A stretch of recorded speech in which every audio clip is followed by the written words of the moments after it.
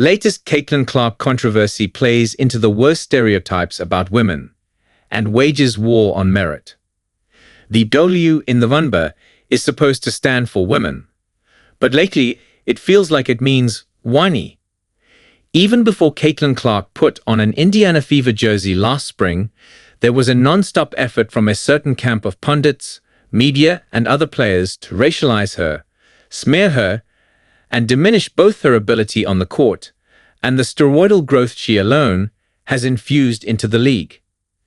The latest temper tantrum is from Washington Mystics co-owner and multi-millionaire Sheila Johnson, who went on scene over the weekend to cry about Clark being recognized as Time's Athlete of the Year, the first ever Wnba star to earn the distinction.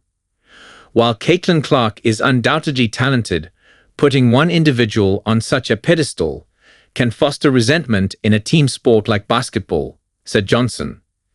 It doesn't reflect the collective efforts that make the game so special. When you just keep singling out one player, it creates hard feelings. As a businesswoman, Johnson should be showing gratitude, not resentment. Instead, she advocated for a participation trophy, asking why Time couldn't have put the whole Wnba on that cover.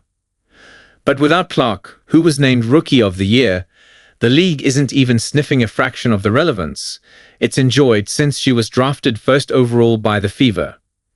In Johnson's appeal for equity, a poisonous principle in itself, she painted a demeaning portrait of females.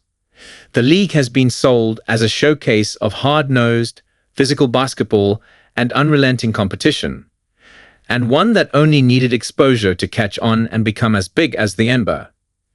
But here is Johnson, essentially saying these lady ballers are really lady ballers, emotionally weak, thin-skinned, jealous, and petty. So, which is it? Was Johnson upset when the Mystics moved their September 19 game against the Fever from their 4,200-seat home venue to DC's Capital One Arena, where 20,711 fans showed up, the largest crowd in Wnba history?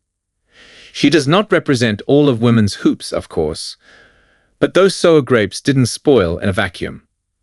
Legendary player Sheryl Scoops seems to have a physical reaction when Clark's name is brought up, and League MVP Aja Wilson used the Phenom's popularity to complain, saying, "It doesn't matter what we all do as black women, we're still going to be swept underneath the rug. That's why it boils my blood when people say it's not about race, because it is." But this is all burying the undeniable facts of the Clark effect, which has boosted viewership and attendance by eye-popping percentages.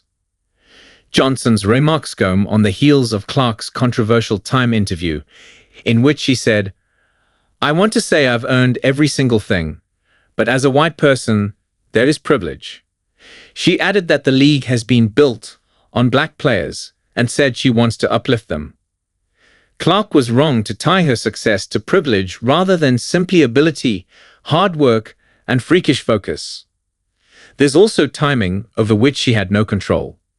Clark was in college during the passing of Nil, which has allowed athletes to capitalize off their name, image, and likeness, meaning she earned endorsements and a spotlight that helped make her the sport's biggest star, male or female.